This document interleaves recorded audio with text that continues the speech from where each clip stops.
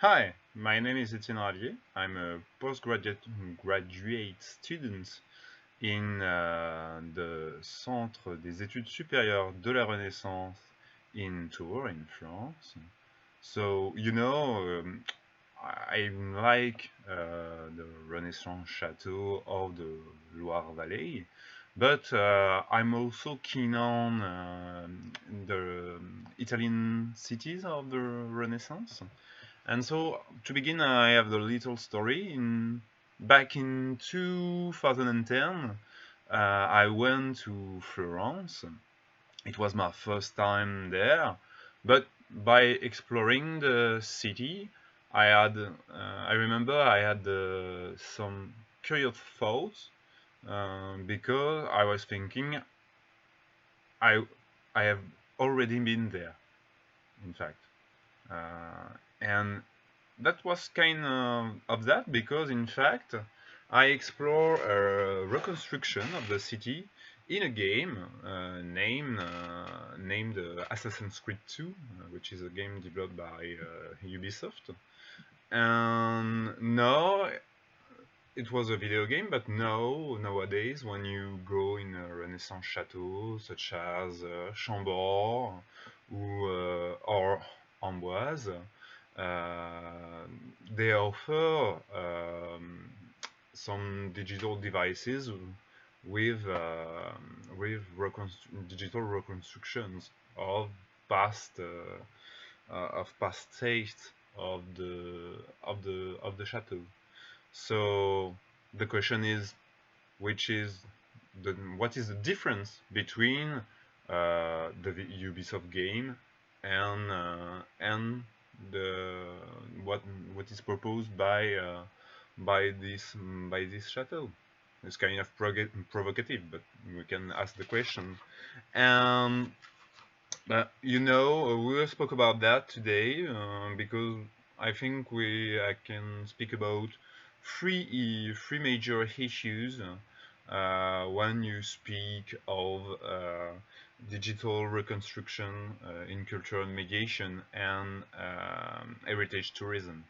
I think we'll speak about staging, immersion, and then scientific ethics. So first things first, I think when you speak about digital reconstruction, it's always a kind of staging. And it's not the only one because nowadays there are a lot of use of storytelling or animation in heritage tourism, but there are critics about digital reconstruction because it's supposed to be false, critics to be false, or to be a fantasy about cultural heritage, or to be only empty discourse.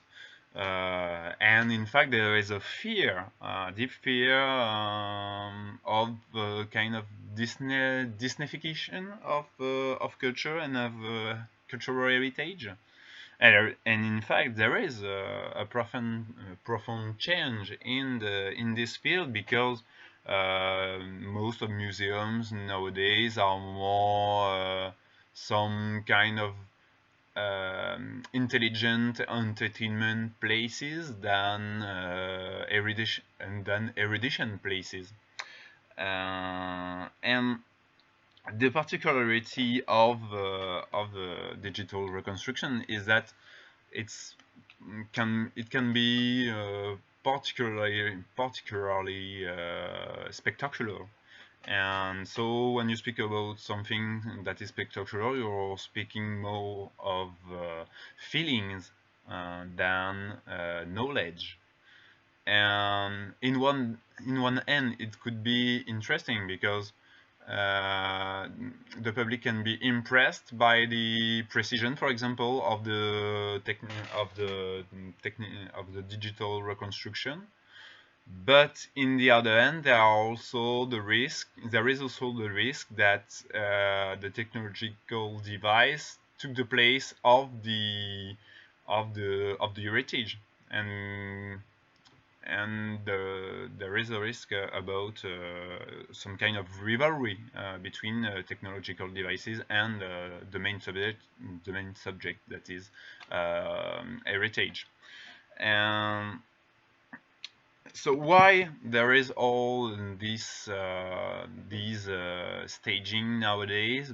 Perhaps because it's a sign of a deeper trend, and this trend is cultural democracy, a will of cultural democratization. In fact, nowadays museums give sorry. I think the larger the public you gather, the more social legitimacy you have when you are a museum or a cultural institution. And the second fact is that cultural heritage, in fact, always needs communication. When you speak about cultural heritage, you're not in an essentialist view, because heritage only exists if it's known and recognized by the society. But yesterday it was mostly the scientists and the specialists, the professional, who were responsible of what is part of heritage and what's not. But today there is a more and more important place for the public itself. So it's kind of a big change. And so staging can be useful to communicate the heritage towards broader audiences. And in fact, digital reconstruction, yes, it's a discourse, but it should be a discourse about reality. And that's something that was said about history by Paul Ricoeur. That is, history is a discourse. That is it's a construct, but it's the construction made about reality. So I think we can do the same thing at his own scale with digital reconstructions. So we know for a fact now that cultural heritage needs communication, and digital reconstructions can be part of it. But the question is, what are the main features, the ups of this tool and of this communication tool? And the first thing to say is perhaps that it's kind of a reverse communication process for museums and heritage institutions, because they used to go from an heritage object, and here it's reversed, because your point, your departure point is what is missing. The objective is to recreate what is missing, and I think it's more relevant for to recreate, to create sense by contextualization. And to give you an example, we can speak about the château of Amboise, and it's a Renaissance château where 70% of the royal château is missing now, and for the institution in charge, it's not really gratifying to say that most of your buildings are now gone. but and it's difficult to speak to the public about what is missing. And for the public, it's difficult to understand how things used to work because they lack of some information, of some pieces of information.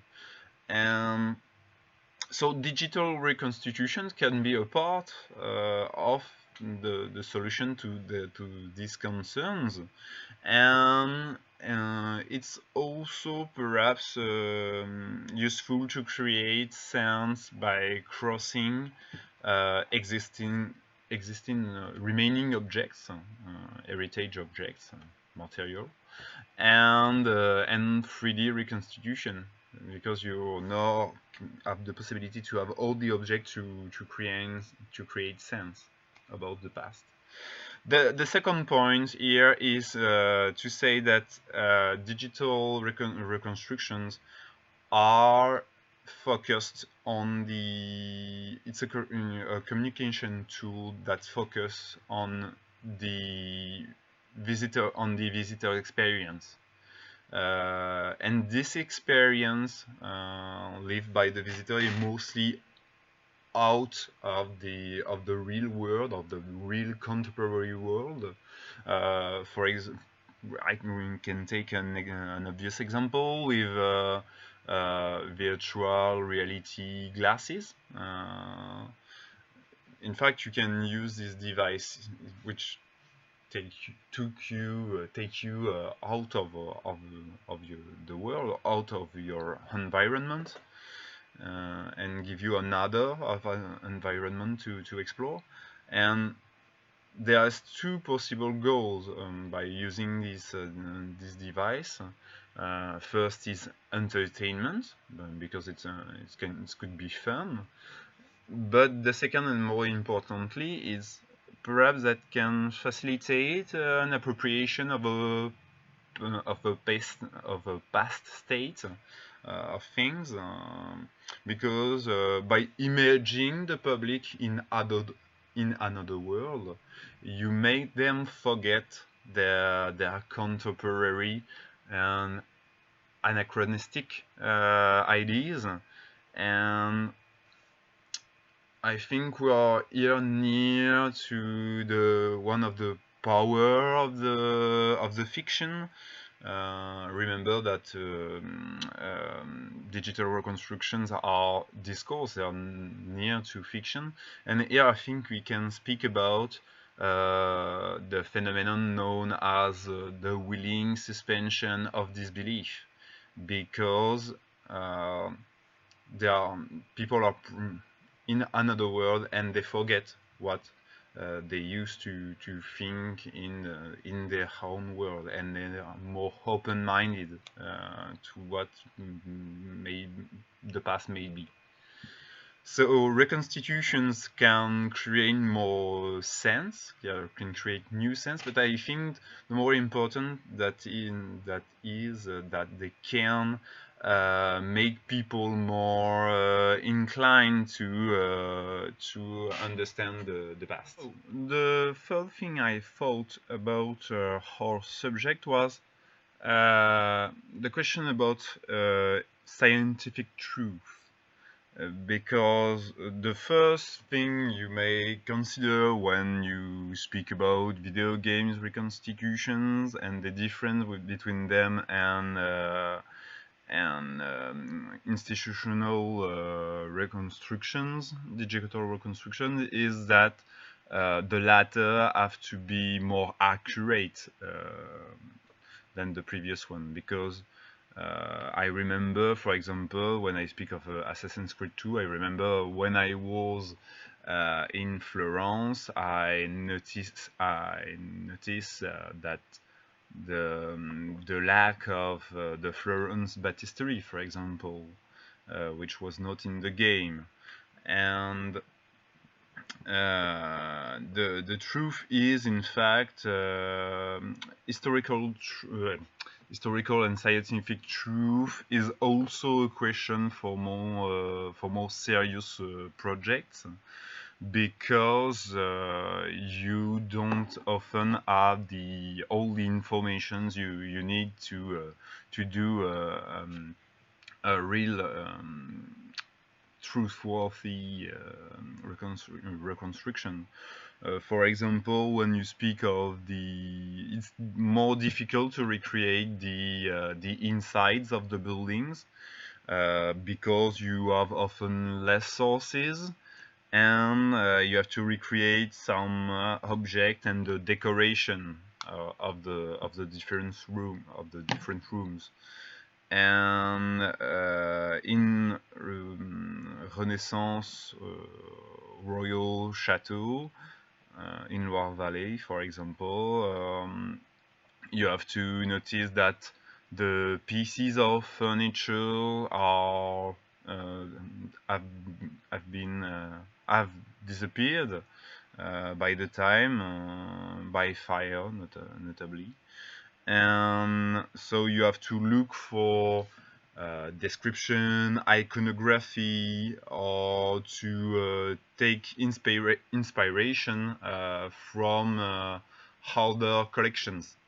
And I have an example in the Royal Château of Blois, where you can find a reconstruction of Louis XII's King's Room in the Louis XII wing, and it's a digital reconstruction with the decoration and the objects of the end of the 15th century. But for example, the chandelier, there is a wooden chandelier which is inspired by a painting, a famous painting, the Jean Van Eyck and Arnolfini portrait. And there are also some Turkish carpets, because there is a description of the room at the end of the 15th century, and there were Turkish carpets, but the look of the carpets is taken from Lorenzo Lotto and Anselbine de Jong paintings. So digital reconstruction, in fact, can create something that is scientific, a scientific truth.